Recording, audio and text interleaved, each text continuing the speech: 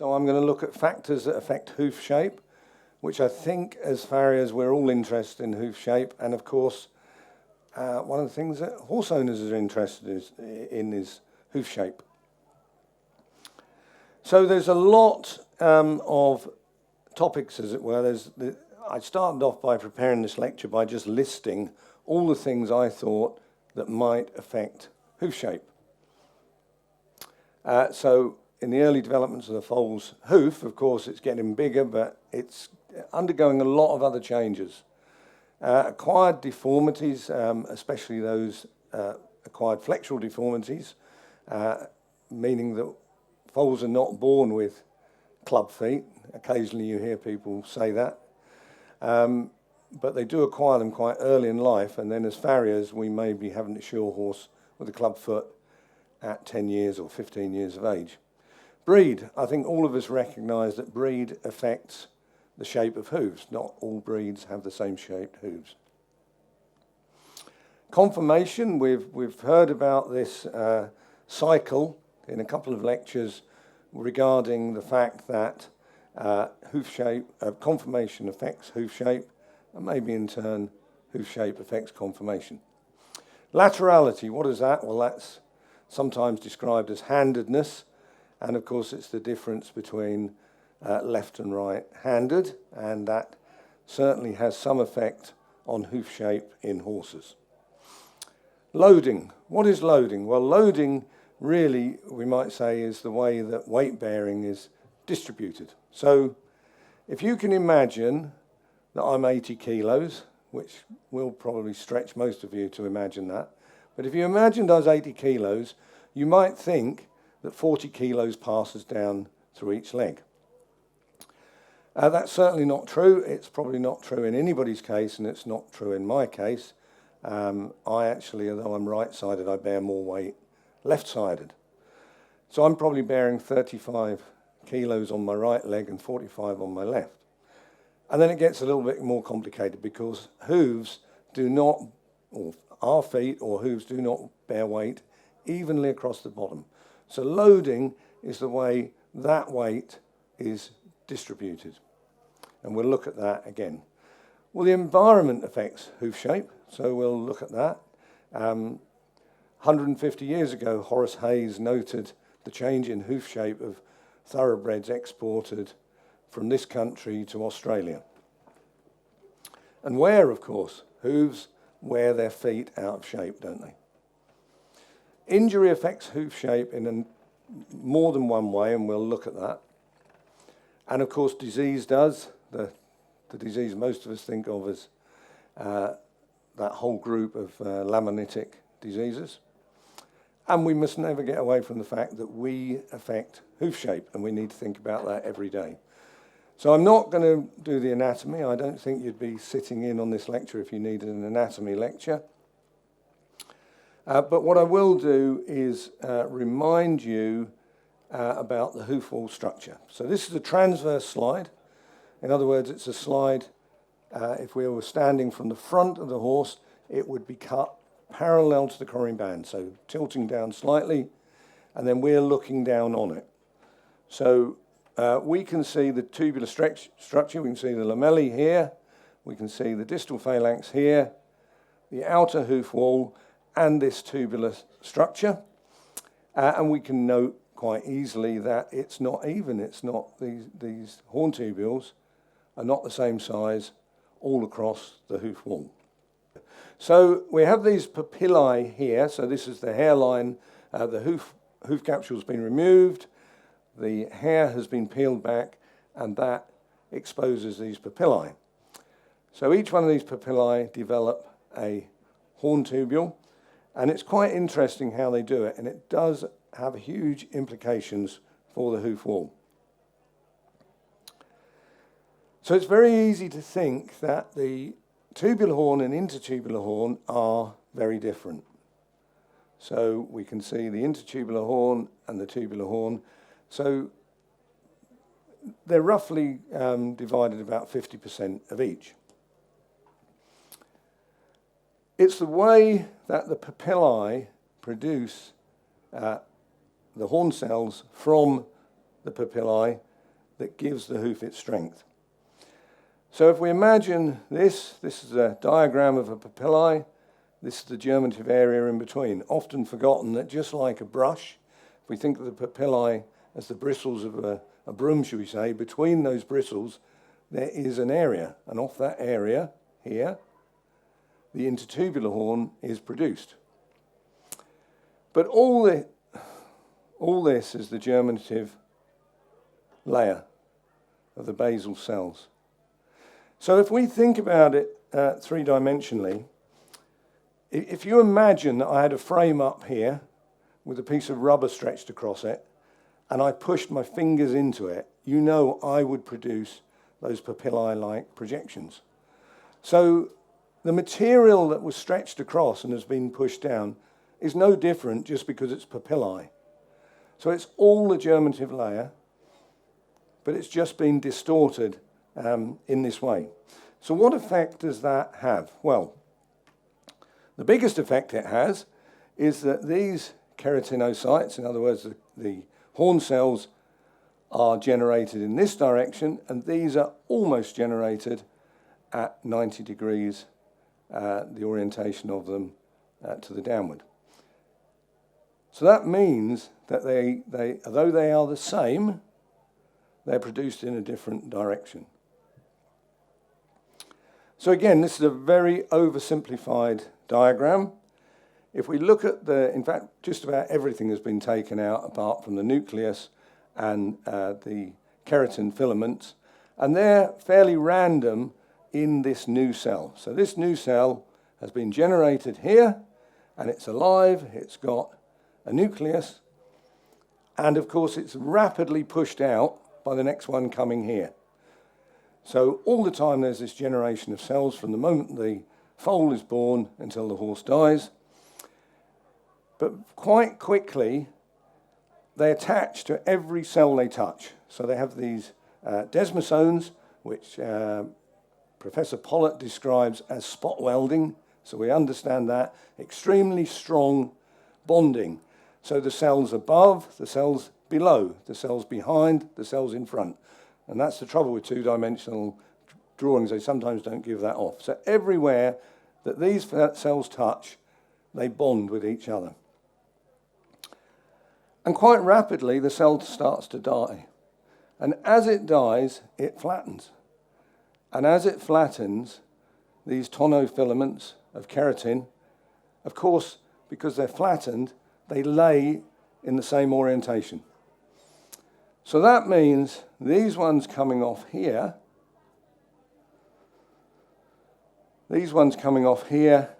flatten in this direction, and these ones coming down here, we would have to tip this slide round 90 degrees.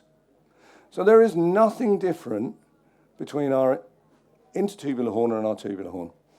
The other thing is about this two-dimensional diagram is these cells are coming off towards us, and that side, and away from us. So they're radiating out. But as soon as they touch the other cells, they're joined, and then the whole lot grows down as one. And with that, we see this pattern. So all that is finished and over with really quite rapidly at the top of the coronary band. So horn has material properties that if we understand them, it helps us understand why hooves change shape. As I said earlier, there's continual regeneration. They're heterogeneous. What does that mean? It means this differs not only in this direction, but it differs in this direction. In other words, it's not a material, should we say, like iron, that is the same all the way through. It changes quite considerably across its width. Well, it's anisotropic, but the first thing we need to know is what is isotropic. And isotropic, again, we can have the analogy of iron or steel, that it doesn't really matter which way you hit it, it acts the same. So you compress it or jump it up, whichever way you want to go, you stretch it, it's the same. So it has the same material property in all directions. Now, isotropic is, of course, the opposite of that.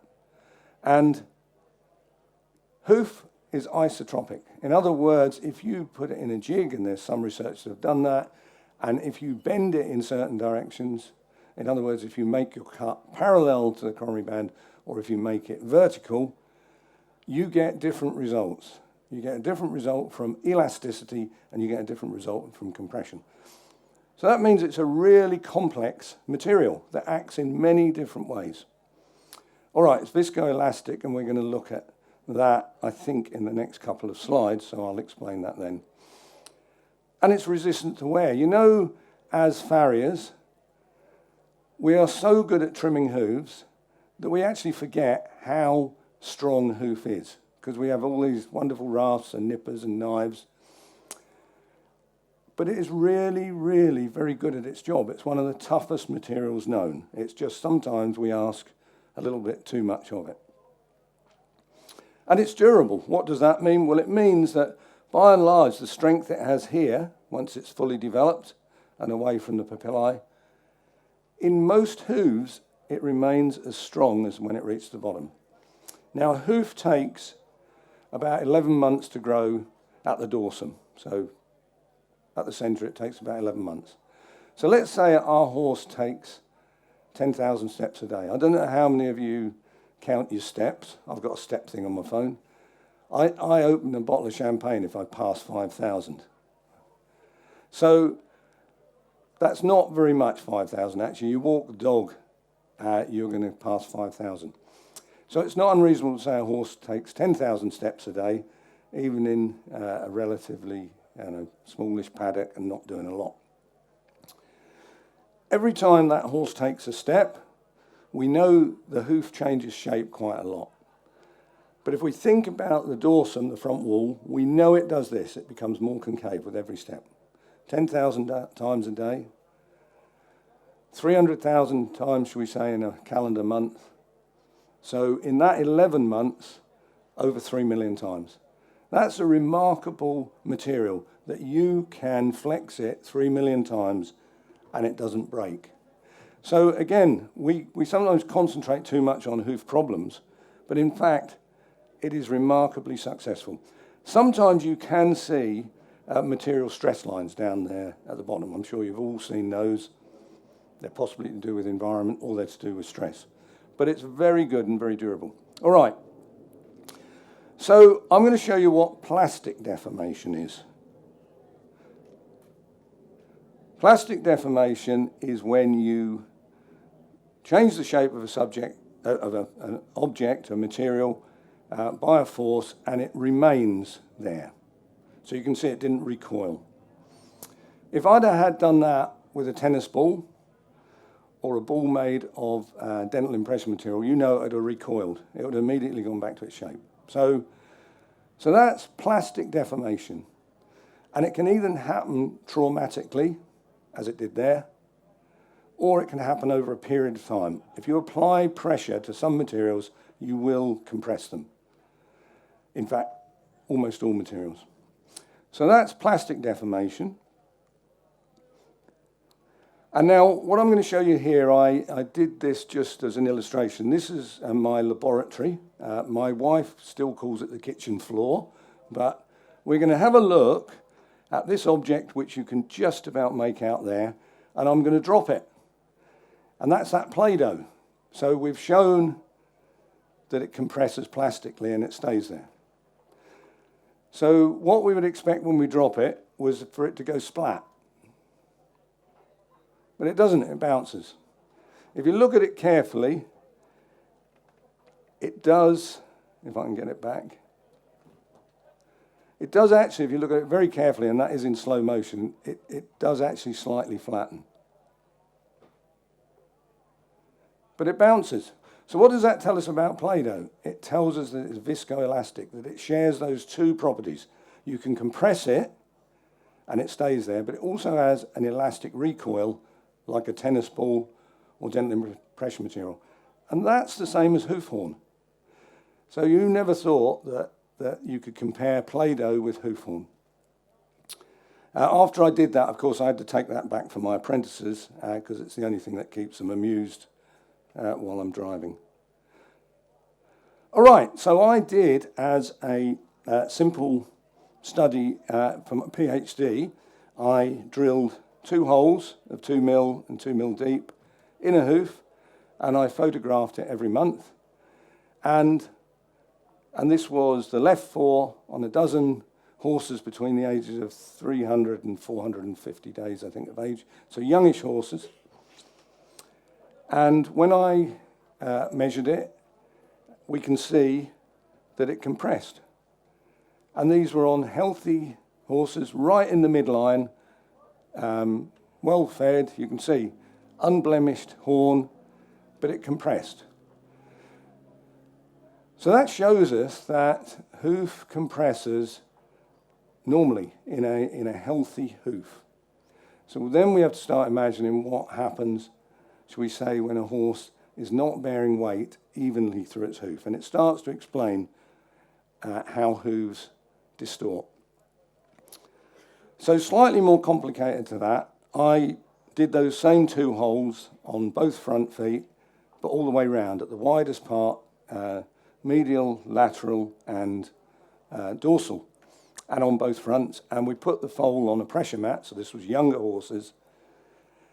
And we could see that the way the hooves change shape, and they change shape very early in foals, you could relate to the loading. So a pressure mat shows the loading that I was talking about. In other words, if we add all this up, all those numbers, they will tell us how much weight is traveling through that leg. But a pressure mat shows us how it's distributed.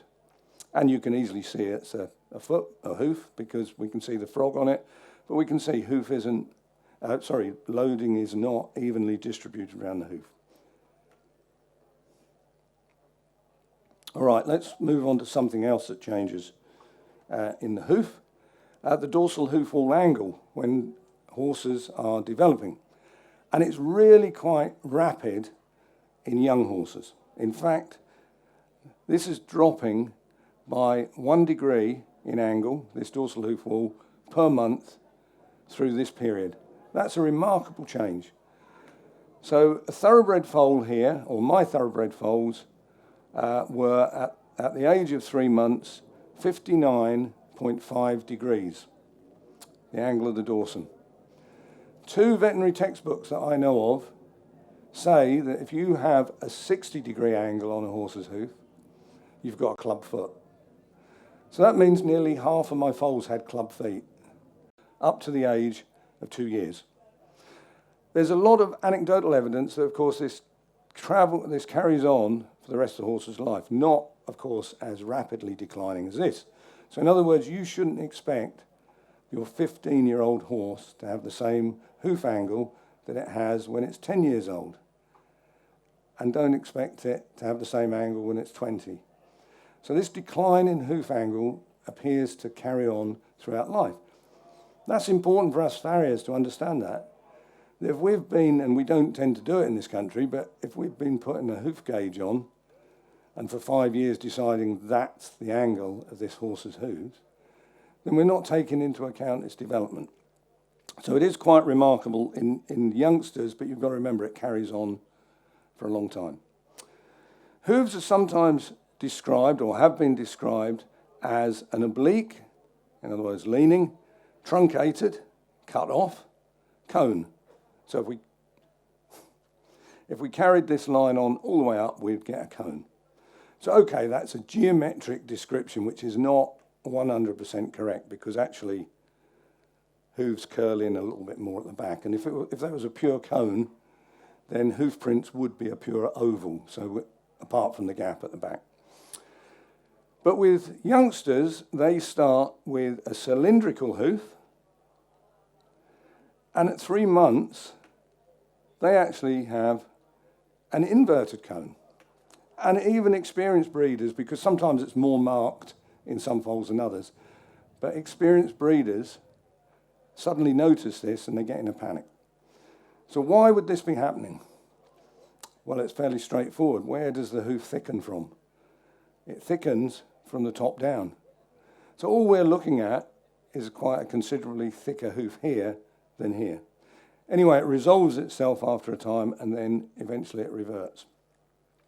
The other thing that affects our hoof shape of our youngsters is the shape of the distal phalanx. Here we have, and I can't remember exactly whether it was 12 years or 15 years age of a very healthy distal phalanx. We see the shape. Here we have a foal 1 month before birth. I can't claim it was that healthy because we wouldn't have the bone here. So 1 month before birth, it died.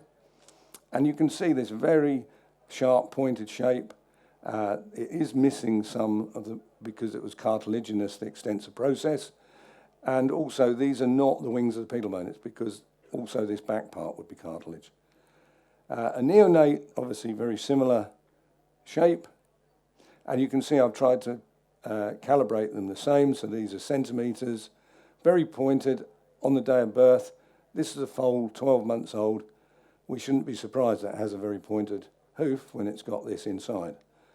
At 4 months of age, it is heading towards, shall we say, the shape that we more expect, but it's still influencing that foal's hoof that surrounds it. Something that is probably fairly obvious is that hooves get wider as they get older, and we can see this curve here from, again, a 3-month-old foal, which is somewhere around 70, 75 millimetres wide on average, to our thoroughbred of 2 years of age, which is about 123, 125 millimetres. And that's not my figures. Some of these are my figures, but that's another study by Elizabeth Rowland. So we go through this change of cylinder to inverted cone to cone. Now, I've got it 9 months, but in fact, you really start to see that shape at 4 or 5 months again. So hooves rapidly distort due to conformation. We were hearing about conformation. This has got a fetlock valgus, quite rare. People are always saying they're out from the fetlock. It's extraordinarily rare, but this one has, and we can see that when we eyeball it.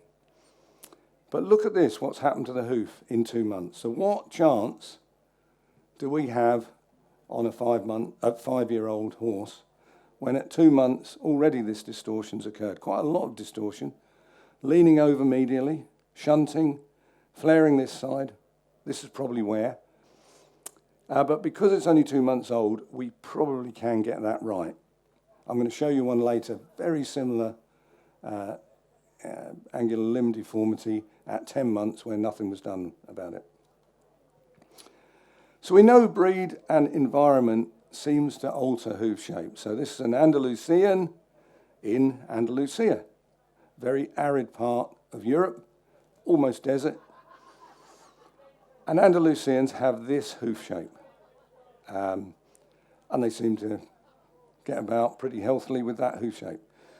This is me actually searching for an abscess on a thoroughbred yearling in Newmarket a couple of years ago, but the reason I showed it in this lecture is, A, look at the lush green grass, which of course we expect here in Northern Europe, and also look at the hoof shape. From here it's a bit distorted, but it is a very typical thoroughbred hoof that's as wide as it is long. Let's go back. So down here, we do have perhaps a horse not so much affected by environment or even breed. It's a conic, which is 4 years old and has never been trimmed. And of course, for about 25 years, those of you that have been about for 25 years know that we've had the natural hoof shape shoved down our throats, or natural wear, Mustang roll, horses in the wild, when they actually just mean in a free-ranging environment, have a hoof shape that we should model ourselves on, or model our trimming on. I'm not sure how many of you are going to model your trimming on this, but this is a feral horse, so never been touched in 4 years. I was quite surprised. I'm going to show you a little video of the place. It's only 7 miles from Newmarket. It's 1,000 hectares. All right, it's not the Australian outback, but it's free-ranging, and the horses can go where they like within that area to feed and get water. What I found remarkable was I thought I was going to have to creep up on these horses. They're actually quite curious. And so when I got back, I said to the management, well, people must have been feeding them polos. And they said, nobody goes near them, Simon. You went, I had to go about 2 miles to find them. But I was surprised how curious. In fact, one kept getting in the way of my photography. All right. Another thing that affects our hoof shape is internal stresses. Very easy to get carried away by that loading and how everything is caused by a reaction between the ground reaction forces and the loading from above. But we've got to think about a club foot. So we have healthy hoof on the left 4, unhealthy club foot on the right 4. So inside here, there is, or I should say up here, there is a relatively tight tendon, deep digital flexor tendon, which ultimately is not anchored to the bottom of the distal phalanx. Ultimately, it's anchored to, of course, the dorsum. And since this is the point that the lamellae stop, and actually there's the white line holding the hoof wall there, then it's free, we shouldn't be surprised that we get this sort of distortion. And we're getting this excessive heel growth. So some of the stresses are caused internally, and we mustn't forget that. So is this an upright or a club foot? I do love it when I hear people talk about an upright club foot. It's the one mission I've got left in my life to stop people saying that. The most polite thing is I can say is it's baloney. There are 2 different hooves, an upright hoof and a club foot. And this one is upright. And the easy way to tell it apart from this one is it has a straight, or a relatively straight, hoof pattern axis. Look how steep it is, 67.3. And I really need to put the lines on there. Because funny enough, this club foot is just about the same dorsal hoof wall angle. So again, if we use dorsal hoof wall angle to define our club foot, we're almost certainly going to get it wrong. So why are these 2 different? Well, there's usually 2 theories about why a horse gets a considerably different upright foot on one side and the other. One is that it's had an injury here at some point in its life, so it's been non-weight bearing or to some extent non-weight bearing on that side, and the hoof both contracts and becomes more upright in response to that. And that once that's resolved, unfortunately the foot shape doesn't tend to resolve. The other is that just like people, some horses have one leg considerably shorter than the other. And both of those seem to me reasonable explanations as to why we have an upright foot. So I've drawn it here with very little loading, little arrows, and we get that quite steep shape. And if we pick the foot up, then we get a very oval, contracted foot. This horse, I can tell you the heel buttresses are about 1 3/4 inches apart on this foot, and it's quite a big foot. It is a sports horse, so it has a size 2 Kirkut on there, and yet its heels are only that far apart. The club foot, of course, is caused by completely different mechanics.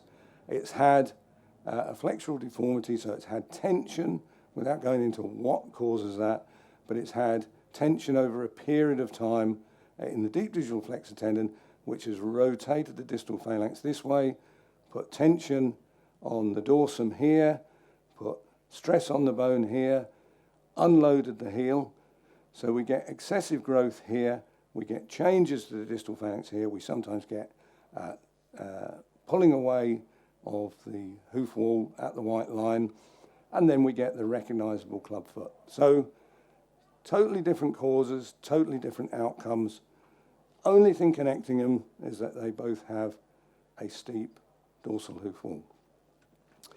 So I had a couple of years ago, because once I started getting interested in this, and actually the thing that really got me interested was at the end of my PhD, which was on foals, but thinking how does this apply to other horses, and that's the reason I wrote The Hoof of the Horse, and it contains, this is almost a chapter from that book.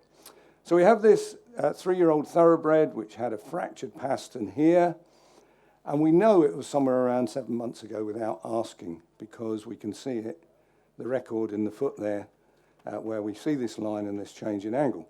So probably a fairly healthy and normal hoof pastern angle for a thoroughbred of 3 years of age, and this is quite unusual.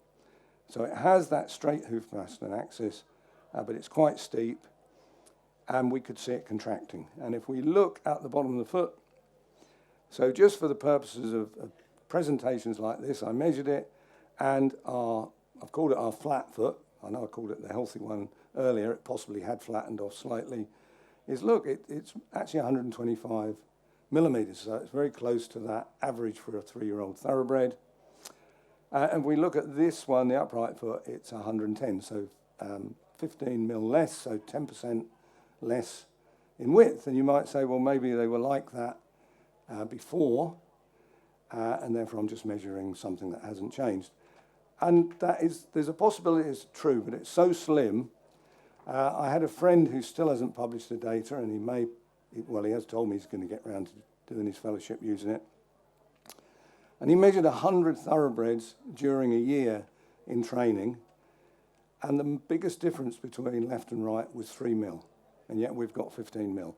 So I think it's right to assume that we know it had an injury, we know when it had an injury, we've seen it before. Look, nice healthy frogs, but how contracted it is. So both frogs are healthy.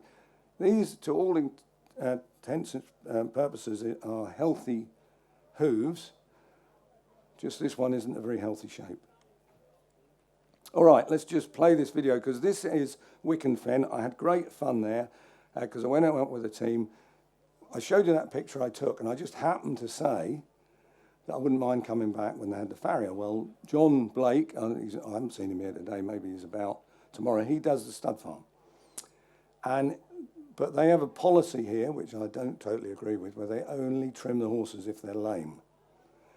So we just heard a lecture saying about being proactive, and here they are reactive. But this was last July. You know how hot it was everywhere. They're trying to let it return to marshland, and these horses stop trees developing. Conics are quite good at that. Why we don't use our own native animals, I don't know. So they even have some cattle. But there was still some water there. But this was like going on safari. I had to have a 30-minute health and safety lecture. We all did. And they had this cage that they were going to put around these horses. This wonderful veterinary nurse used to blow dart them.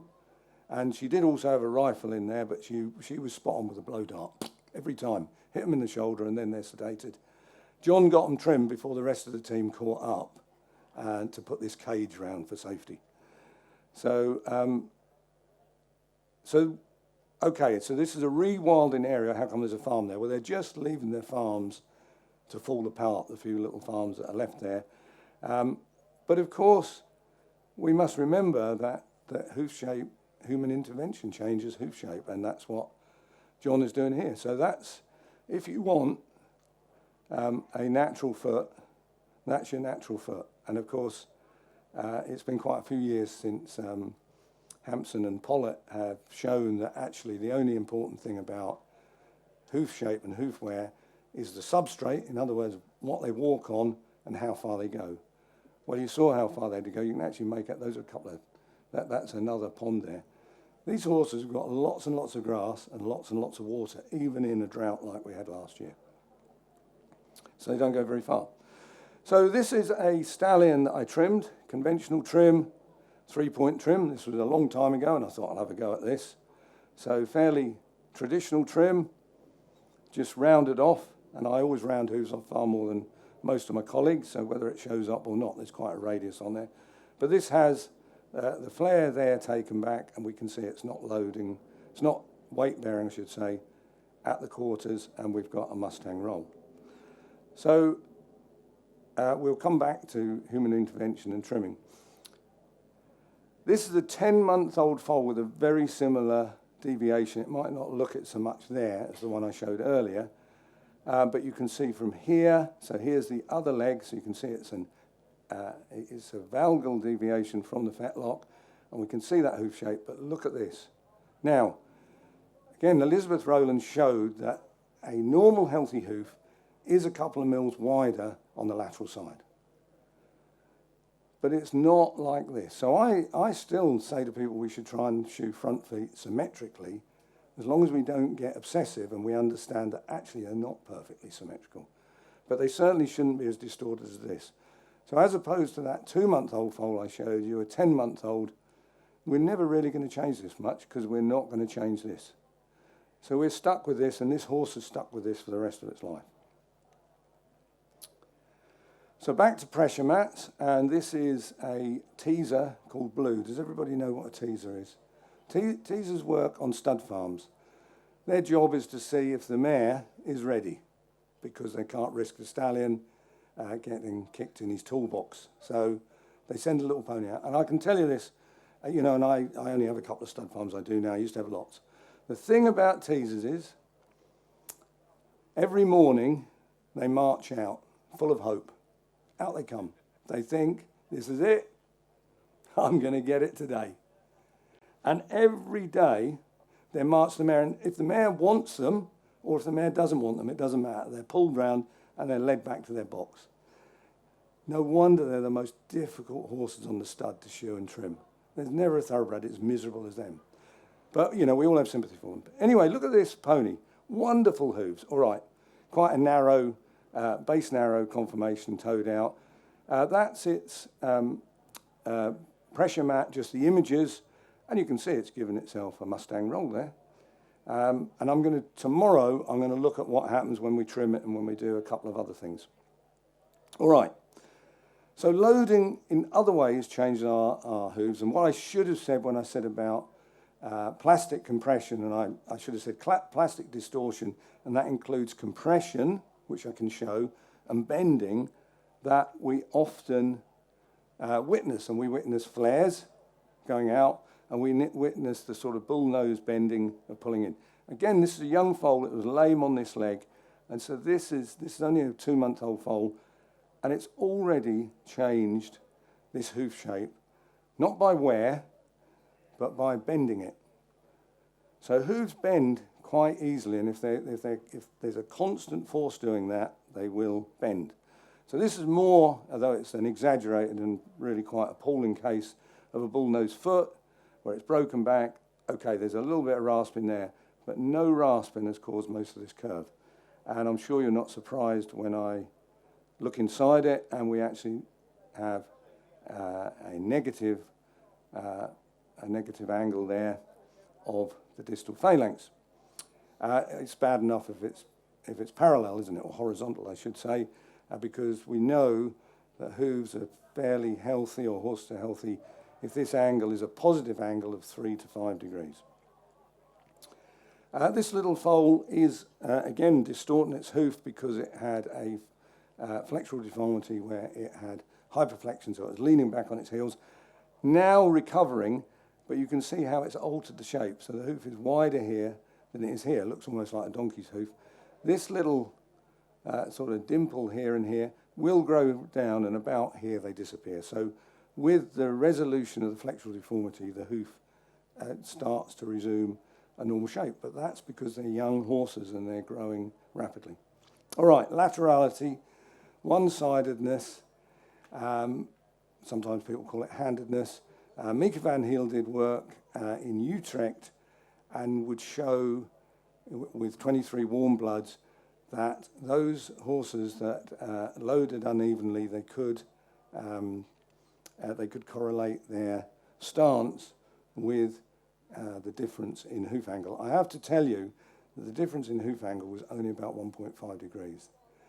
So, the feet I've been showing, you can normally easily recognize a difference in hoof angle by eye from 20 to 30 meters if it's 3 degrees. 1.5 degrees, there's quite a debate how uneven is that. But nevertheless, we know that both laterality and lateralized behavior affects hooves. So to give you an example, I'm right-handed, but I'm one of these strange chaps that used to bowl at cricket right-handed and bat left-handed. So once I go to two hands, I go left-handed. And that means I use a sledgehammer left-handed, or if I use an axe to chop wood, I use it left-handed. So you think how much more complex that is for the horse. I know we have 4 limbs, but they're more having to use 4 limbs to achieve locomotion. And we had some hint of that in the previous physiotherapy lecture, that, you know, what happens with one limb affects the other, and often affects diagonally. Horses are predominantly right-sided. Horse owners and horse riders think they're left-sided because they confuse dominant leg with lead leg. Now, were I to attempt the long jump, which I'm not going to do, I would push off with my right leg and lead with my left leg. But it's my right leg that's my dominant leg. So lead leg and dominant leg is not the same thing, and that's why people get confused. Horses are about 1 in 4 left-sided, whereas with people, it's about 1 in 8. And I think because McGreevy and Rogers did quite a bit of work looking at laterality over a number of animals, in fact, all the animals they did seem to be right-sided. So maybe that's a pattern across mammals, but it's just the proportion of them that changes. All right, hoof wear. So this was an Arabian Stallion, actually probably the most successful Arabian racehorse ever in Britain. And because we don't really take them seriously, and even on the stud farms, it was put on a thoroughbred stud farm where they didn't take him seriously. And they put him out in a paddock with thoroughbred broodmares the other side. And he ran up and down the paddock all day long. And this is how he wore his hooves. I don't know, you might say a Mustang roll, but you can see this is not at 90 degrees to the long axis of the horse. And that's because he's got offset knees, typical Arabian. And so he really distorted those hooves. And again, tomorrow, I just simply shoe him. So we know that there are lots of colts of shoeing and trimming, and the way to tell them is they have a one fix, one method fixes everything. But you know, I'm quite an open-minded person, and I'm reaching that age where we're all supposed to stop being open-minded, but I'm always prepared to try something new. So when the Strasser method came out, I thought I'll give this a go. But as you can see, I forgot to trim that one. So, but anyway, but that's the thing. If you hear of a one-fix wonder, you know they're trying to pull the wool over your eyes, or they're deluding themselves. Either way, it's not very helpful. But we have laterality.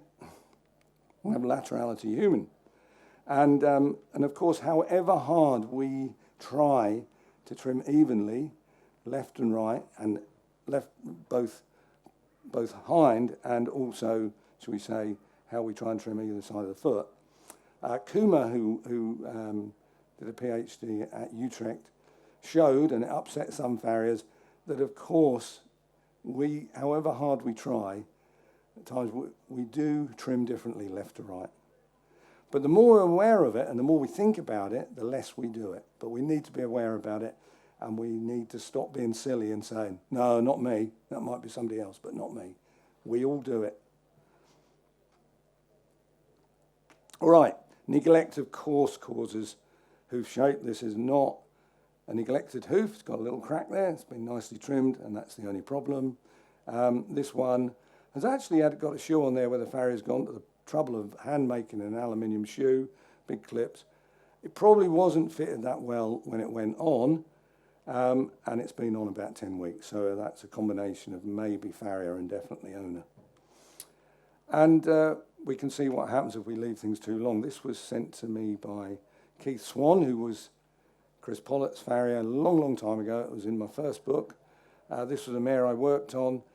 And, okay, it is at this moment a superficial grasp crack, but in the end it's going to cause problems. And that, again, was neglect, despite it being a fairly valuable thoroughbred mare, but at least it was relatively simple to get right.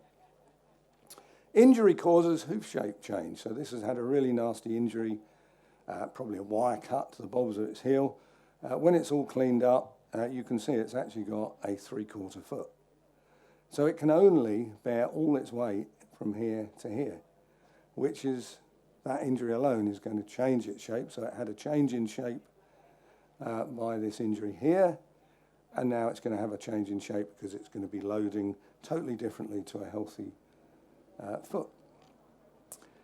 I had this mare, and I was quite interested in her because for a thoroughbred, these are quite steep. And again, when I got interested in hoof shape, I was trying to photograph stuff for my book, for the Hoof of the Horse. And this is a mare who was actually only put down 2 weeks ago, but you can see I photographed her in 2016 because I just thought how remarkably steep they are. So maybe she had 2 upright feet, so I can't quite explain that. But in September of 2017, the foot started to change shape, and it was just lucky that I was able to compare it with about 16 months previously. And then, in February 2018, we can see easily that this is the very typical chronic founder type 2 hoof shape. But look, you can't see it in the other, well, you can't see it in this picture. This foot remained the same. We had no explanation as to what was causing this. Normally, the cause of this would be because there was a lameness here and it was bearing all the weight here and it would get a contralimb laminitic. But there was no obvious cause. Sometimes there is always a cause, but sometimes we can't find it. So this is the radiograph of this foot, and so we can see very typical, and you can see by now I'm trying this. In fact, I got a lot more radical and actually put a banana shoe on in the end, and because it was just going downhill, and in fact it did at one point abscess there. I'm not saying it penetrated a bit, abscessed. This is the good leg, normal leg, and you can see by this time an 18-year-old thoroughbred, you know, this is pretty neat and tidy. So, well, everybody helped to keep her going, and she had her last foal, and they did decide to dispatch her, which I found a pity because actually she got around okay once this had finally settled down, and we got over the abscess, and she was leading quite a happy life, and she had 2 more broodmares, two more foals. Okay, so here's another one that I was able to photograph just because I had the opportunity, and because for 25 years I've been saying that with good treatment, good farrier, good management, we never need to produce a clubfoot. And that was my experience in Newmarket. The clubfoot that I showed you, comparing it with the upright foot, was one of only 2 examples of club feet that I get on a thoroughbred, and both of them were referred in from outside Newmarket. So I could put my hand on my heart and say, we have cured the clubfoot. Until this comes along, perfectly shaped hoof, 2-month-old foal, we know, or we think, if it stays like this, it will get a clubfoot. But unfortunately, it's a valuable horse and it's owned by a big owner who has an advisor. And the reason they call them advisors is they won't take advice. And he was a vet, and actually it was one of his ex-partners was a vet on the stud. And neither the vet on the stud, nor me, nor the manager could convince him that we needed to do something about this. So I would say the only outcome was I got nice pictures for this sort of presentation. So here it is at November 2017, and now we have healthy foot this side, club foot this side. So you can predict a club foot because you know that if this left to its own devices, it'll wear this toe, it'll push this toe here. Anyway, I did the diagram. And then in June, only last year, they pulled the plug on this. They finally realised, or at least the advisor realised, that this was never going to be a saleable horse. So it's developed a club foot in front of our eyes, and we're able to record it because the wrong things have been done for it. Now, I know for most of you, foals are something that you don't see, and it's not because foals don't exist, because how do we get these 3-year-old and 5-year-old horses? It's because owners do not think it's important. You probably don't argue to trim the foals because the people don't know how to hold them. Because they don't know how to hold them, you can't do 8 foals an hour like I can, have them out, make notes, trim them. But somehow we have got to convince horse owners that it's a really important period of their life. And I'll tell you something, maybe it'll be a happy day when all of the farriery world views foals like they do in the thoroughbred world.